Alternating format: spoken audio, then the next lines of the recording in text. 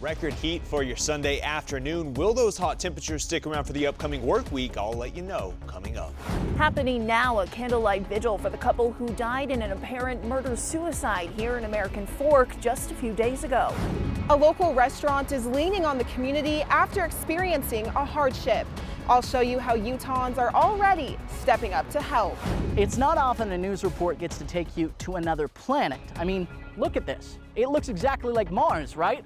Well, we're really in Hanksville, Utah, but there's a group out here that's taking that literally, using this scenery to see what it would be like to live full-time on the red planet. Live from Utah's news leader, Fox 13 News at 9 starts right now. And thanks so much for joining us tonight. I'm Amy Nay. Our top story tonight is the very hot weather that we have seen throughout Utah today. We actually hit 101 degrees in Salt Lake City. So if you were complaining about it, there's some merit to that. It's the hottest temperature we have seen so far this year. It got so hot, it caused a road in Riverdale to buckle this afternoon. Crews are working to patch up Riverdale Road, and they hope to have it all fixed by 11 o'clock tonight. And down by Zion National Park, people in that area got soaked this afternoon. Water went over the road in a few places. There was a flood advisory issued in Springdale and in nearby Rockville. Over a half an inch of rain fell in just 30 minutes. We want to check in right now with Utah's Weather Authority meteorologist Chris Nunley for more details on some of this wild weather, some extremes. Chris? Yeah, extremes with the rainfall in some parts of the state and extremes with the temperatures as well. 101 here in Salt Lake. This is the second triple-digit reading of the year, and this actually ties 2012 for the hottest June 23rd on record. It wasn't only hot here in Salt Lake, it was hot pretty much across the entire state. 102 in Ogden, 100 in Provo, 102 in Wendover. Just hot out there. 105 as you work your way, or 106 I should say, down in St. George. 103 in Page. Temperatures just across the entire state. They were hot. Still warm right now. 92 degrees at this hour in St. George, and it's 92 here in Salt Lake. About 9:15 at night, we're still holding on to those warm temperatures, and that's going to be the case as you wake up tomorrow morning as well. We'll take a look at those temperatures here in a minute, but it's 95 still in Wendover, 85 right now in Logan, 76 as you work your way into southwestern Wyoming there in Evanston. Evanston will cool into the 50s, but many other areas stay well into the 60s, 70s, even 80s to start your Monday morning. 81 is that forecast low for St. George for Monday morning, 72 here in Salt Lake. So we're just really not going to have much in the way of relief from that heat to start your day. Tomorrow afternoon, it's going to be hot again. We're not going to get into the triple digits here in Salt Lake, but we're still going to be a good 10 degrees above where we should be, getting into the upper 90s for the Wasatch Front, back into the triple digits for St. George. Unfortunately, the temperatures do nudge back up moving into Tuesday. I'll let you know how warm it's going to get and if we have any rain chances in the forecast coming up. Thanks so much, Chris. Rocky Mountain Power said they temporarily cut the power in part of Harriman this morning in order to prevent any further damage from a brush fire. At around 9:30 a.m., Unified Fire Authority crews responded to a fire near 7200 West and Main Street. Officials said it was caused by downed power lines. As the fire grew, it threatened one nearby house. Firefighters were able to extinguish it, though, before it reached the home. Nobody was injured, and Rocky Mountain Power said the fire was near the Harriman substation, so the company performed a de-energization of 4 circuits in order to prevent damage. It caused a power outage for around 5,900 customers in that area. Taking an uncontrolled outage from damage from a fire is less desirable than an intentional outage. We can protect our equipment and our customers' equipment much better. The power was back on shortly after 10 o'clock this morning. Another emergency de-energization was performed in the town of Moroni in central Utah in Sanpete County. Rocky Mountain Power said this was due to a fire in the nearby town of Levan. The company said about 1,300 customers are without power, and that lasted for a few hours this afternoon. Happening right now, there's a vigil in American Fork for the husband and wife who were found dead in their home 3 days ago. Police say 57-year-old Olin Johnson and 52-year-old Carolyn Johnson were the ones who were shot and killed. Police believe Olin shot Carolyn before then turning the gun on himself. Fox 13 News reporter Emily Tenser joins us live now from the celebration of life for the Johnsons at Art Dye Park in American Fork. Emily. Amy, the event started over 45 minutes ago, but as you can see right behind me, they are just now starting to light those candles. The community is very sensitive to this tragedy right now, and they tell me they just want to focus on healing and moving forward. But I mean, take a look at this turnout. This is an impressive turnout with hundreds of people here tonight. And this was a very thought out event. There are tables with flowers, food, and opportunities to write down and upload memories. Now, one of the Johnson daughters just spoke, and she said that their family has felt the love this community has poured out for them. She said that this has been hard and that it, quote, takes time. The grief will not end, and we will learn to carry it with us. Now, one of the event organizers, Melanie Cartwright, says their primary goal tonight is being there for the Johnson's 6 children. Tonight, we just want them to feel how many people love them and are rooting for their success and are grieving with them, that they're not alone. Now, it's hard to see, but there also is a stage, and there was beautiful piano music playing earlier today. Now, Carrie Lynn was a big part of the local theater community and has been a vocal teacher for years. And we're told Olin was also involved with the search and rescue teams. Now, take a look right now. This really just shows you the immense turnout tonight and all of these candles being lit into the sky to honor the family and be there for their 6 kids. Now, a GoFundMe was created to help the children cover funeral expenses and other unexpected future costs. You can find the link to that at fox13now.com. Reporting live in American Fork, Emily Tenser, Fox 13 News, Utah. Thanks so much, Emily. Salt Lake City police, meantime, have arrested a second man suspected of shooting and killing a 30-year-old man last month in Salt Lake City, and there may be more in the future. Officers arrested 21-year-old Nay Blusseau today at Salt Lake International Airport. He is accused of being a part of a group that allegedly killed Nico Patino on May 26th while he was at an after-party event at a warehouse that was located at 1810 West Fortune Road. Investigators said Patino was killed in a coordinated effort with several shooters on foot and in a car. You're asked to call Salt Lake City Police if you have any additional information on this case. We're now learning more about that attempted kidnapping incident in Lehigh last night. According to police, this involved a California man who allegedly tried to abduct his girlfriend from West Valley City. West Valley police say 28-year-old Johnny Sanchez Macha came from California to Utah to see the victim. Police say he showed up at her house and originally asked if she wanted to go get groceries or pick up some food. Instead, he allegedly took her against her will and intended to return to California. The victim reached out to her family during this incident, and that led to police being called. A UHP trooper was able to pull Sanchez Macha over on I-15, and that's where they arrested him without incident. Charges are still pending in this case. Firefighters had to put out a large blaze in West Valley City that destroyed 4 semi-trucks, I should say, in the yard there this morning. Quite a damaging fire. This happened just after 11 o'clock at 2517 West, 2590 South. West Valley City fire officials say that there was a short in an electrical line that caused some sparks to land on brush nearby, and that's what started this one. Nobody was hurt. The investigation is still ongoing. Steals are a part of basketball that every player deals with, but Talon Horton Tucker is concerned with major thievery off the court, as a report says the Utah Jazz guard was actually robbed of about $170,000 in jewelry. TMZ reporting crooks broke into Horton Tucker's Los Angeles area home this week and made off with the valuables. The report says Horton Tucker wasn't in town when that robbery took place and that a house sitter wasn't home at the time. Law enforcement officials are currently investigating this burglary. Back here at home in a local restaurant leaning on the community for support after they say they were the victims of a crime on Friday night. Fox 13 News reporter Darian DeBrule shows us how people are already stepping up to help the business in their time of need.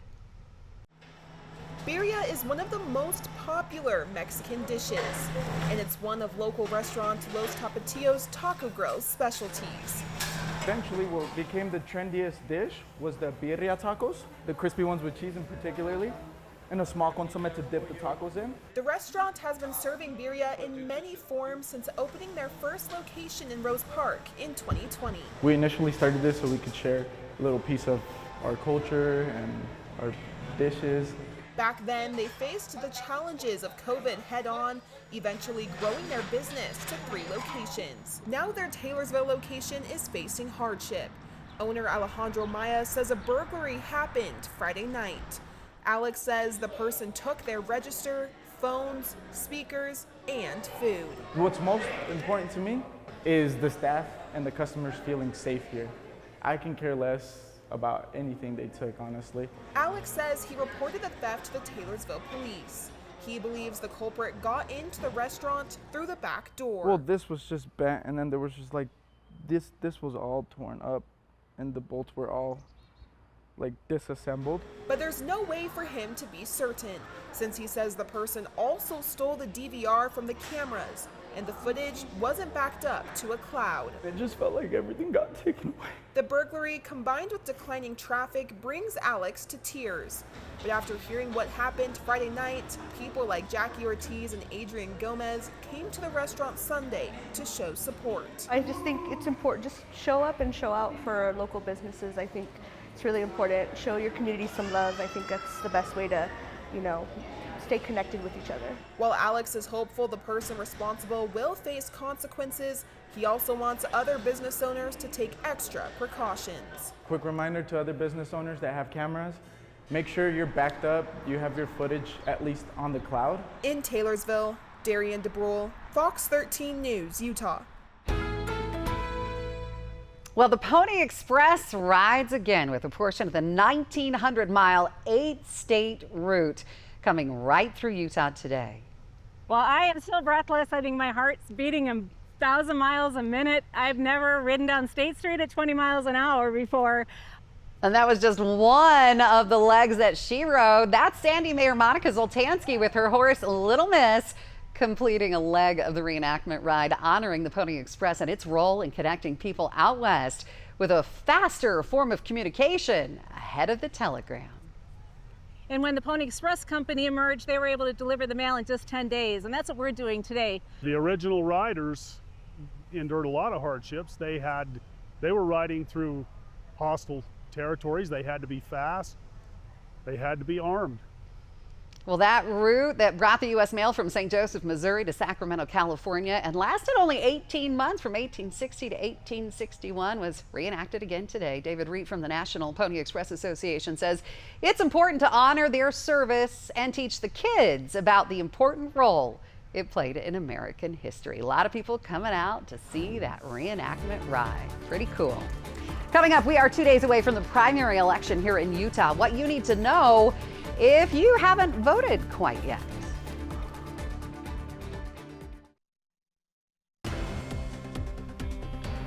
We're now just 2 days away from Utah's Republican primary election, and a lot of eyes are watching. So far, 20.5% of the early voting ballots have been returned statewide. Lieutenant Governor Deidre Henderson posted that update on Friday night.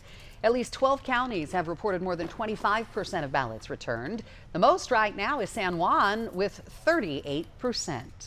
There is no Democratic Party primary as those candidates are already set. Only registered Republicans can vote in the GOP primary.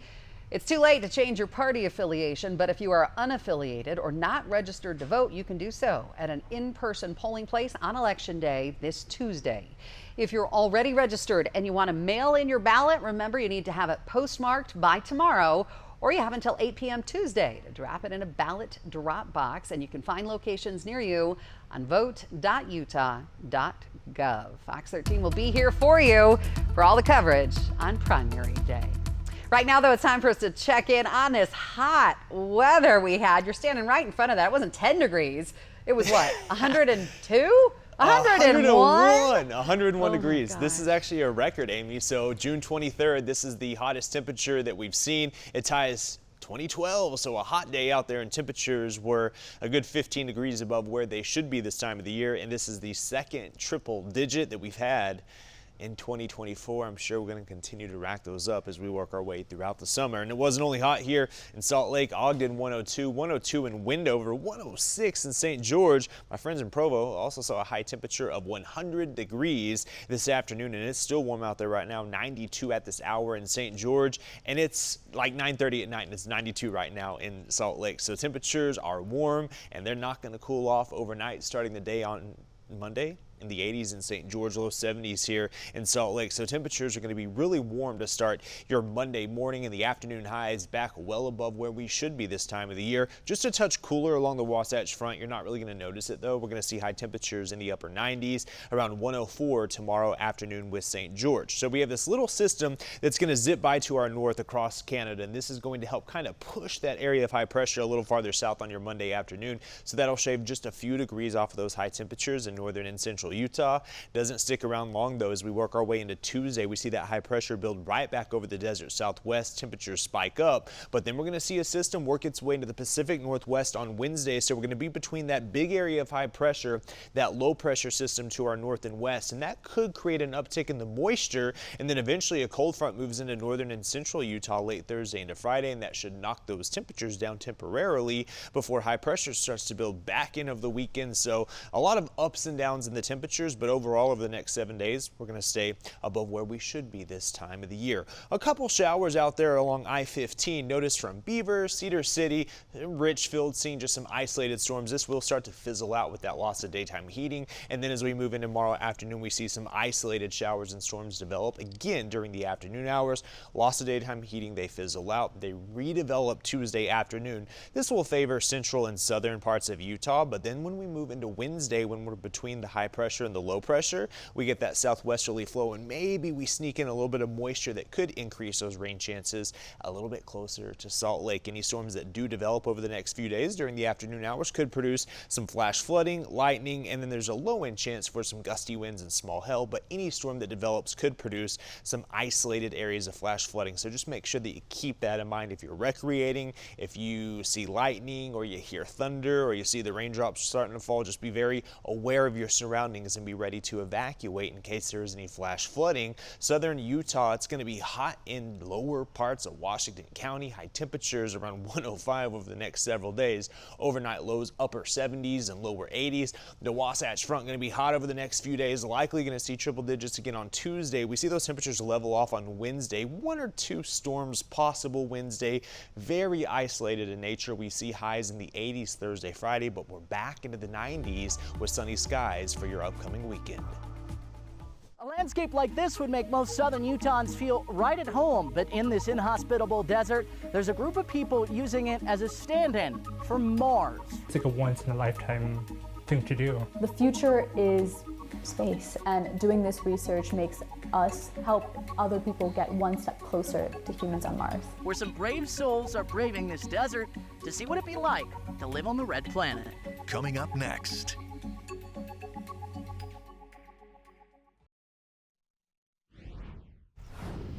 Since 2001, a facility like no other in the world has operated in the Utah desert of Hanksville, playing host to hundreds of crews with thousands of scientific missions. The Mars Desert Research Station simulates how crews would operate on a 2-week mission. And to show how life is drastically altered, Fox 13 News reporter Spencer Joseph took a trip there to spend a day as a part of the crew.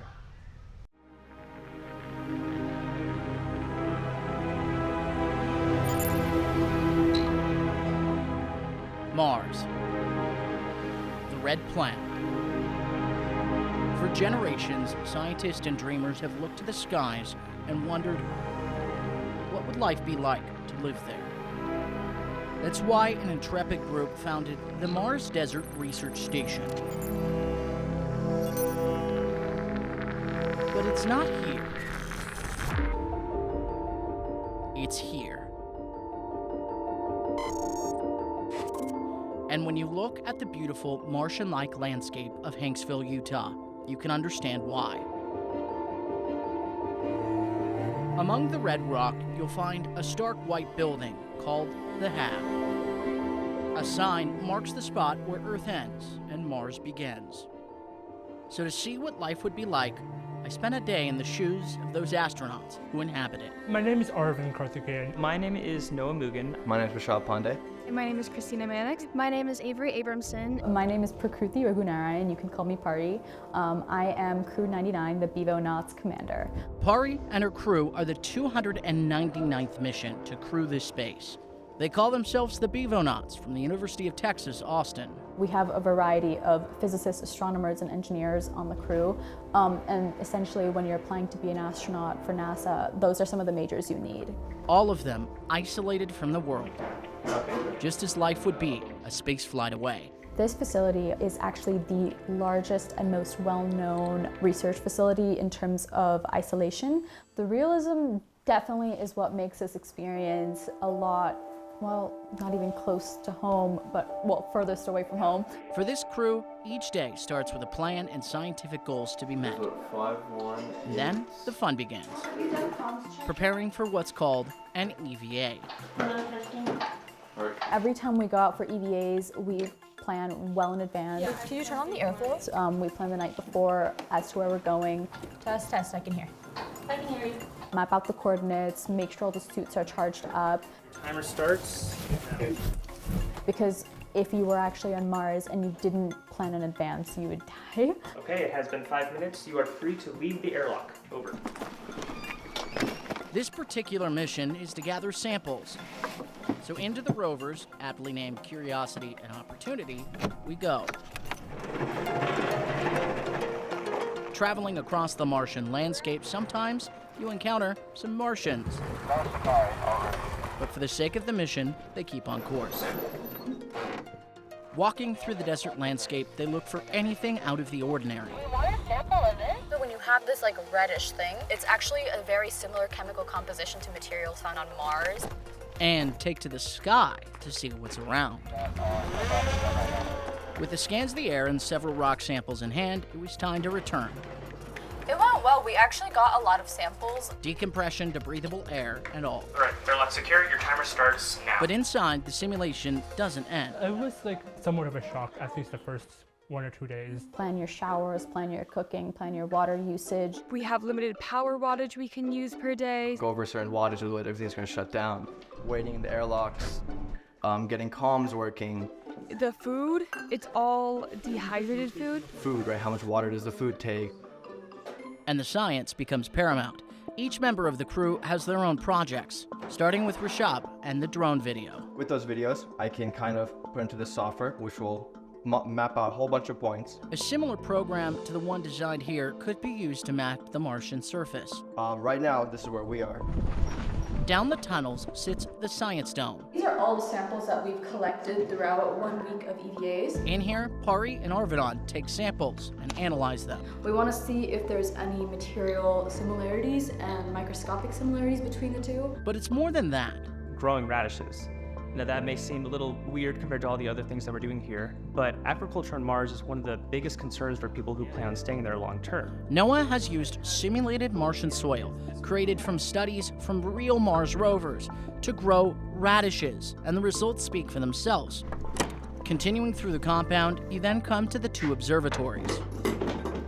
This is personally the longest time that I've spent at an observatory doing research. Avery and Christina are studying the sun. So we put a mount in here that connects to our computer. So we think that this is a little more rare to see because it was during the solar storm. As well as a faraway white dwarf star. This is what our actual image truly looks like. With all this work, of course, you have to eat. Sugar, oregano, and basil. But this isn't like other meals. Freeze-dried egg powder. And that's onions. We spend a lot more time making food than I would have expected because they're all, raw ingredients or dehydrated. And with the unusual ingredients, another crew left behind a cookbook to guide the way. Yeah, exactly. Right off the kitchen is their living quarters. It's only 4 by 11 at its widest point. And despite the tight accommodations, it feels like home. We play card games around the table and stuff like that, so that brings us a lot closer for sure. To close the day, another EVA is scheduled to explore more of the landscape. This time, I joined in for the full experience. A little less than 1 minute. The cumbersome equipment made for an interesting journey. And I just fell. But the incredible scenery and the experience was all worth it. Now that's a view. And as the sun set, it's amazing seeing all that goes into one Martian day. And while I get to go home, this crew will wake up tomorrow and do it all over again, potentially seeding the scientific building blocks to a real mission to Mars. I'd say we're all very aspirational in terms of our careers, in terms of how we want to impact the world. We are headed there, whether it's in the next, 20 years, in the next 200. I think we'll get there eventually, and I think these types of experiments are very important to actually gauge what we can or can't do. And for this crew, that's an opportunity unlike any other. I don't think many people can say that they have done anything similar to this kind of experience. The future is space. We want to be able to explore, we want to be able to figure out what's out there and how we can get there. So I guess the only question left is, would you live on Mars? Is Utah the new Mars? Spencer Joseph, Fox 13 News, Utah. Copa America is underway for the U.S. national team. They started with a win over Bolivia. And Tony Finau had the lead on the back nine of the Travelers Championship. Could he hold on for his 7th PGA Tour win? The highlights are on the way. T-Mobile for Business.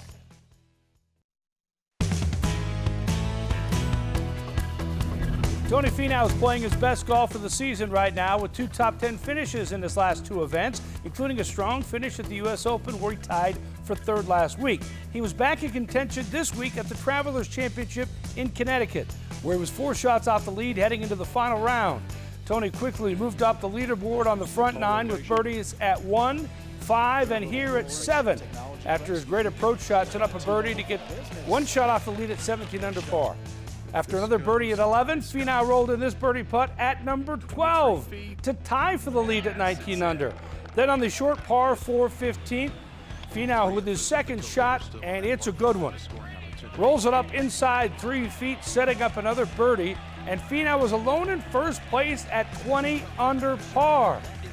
But then trouble on the next hole. Par 3 16th, this one's going right and short and splashing into the water. He made a double bogey to fall out of contention, finished tied for 5th at 18 under par after shooting a final round 66. World number 1, Scottie Scheffler, made 3 straight birdies at 13, here at 14, and on 15 to get to 22 under par. He had a 1-shot lead on the 18th hole when 6 climate protesters stormed the 18th green. Police had the situation under control and cleared in about 5 minutes. Meanwhile, Tom Kim needed to make this birdie putt to tie Scheffler, and he rolls it in to get to 22 under par, forcing a playoff. But Scheffler won it with a 2-putt par on the first hole. His 6th win this season. What a run, 6 wins in his last 10 starts. The U.S. national team played Bolivia in their first match of Copa America today in Texas. Just a few minutes into the match, it's Christian Pulisic with the shot, and he scores. He bent it up and in over the goalkeeper, who did get a touch on it, but it went off the crossbar and in. 1-0 U.S. in the 3rd. Then later in the first half, Pulisic with it on the attack. Gets it to Florian Mulligan.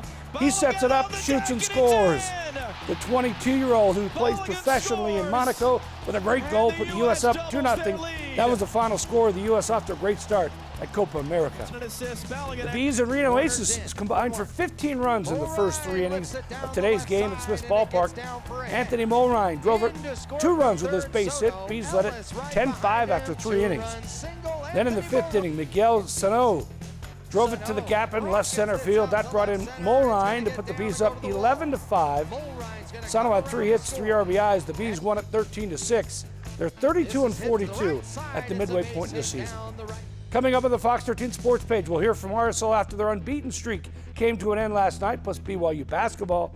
Big boost for Utah Athletics and the first ever UGA Utah Junior State Amateur Champions. So glad you've been here with us for Fox 13 News at 9. Quick cast coming up next, but first we want to leave you with a collection of photos and videos that you shared with us on Utah's Weather Authority Facebook page. Have a good night.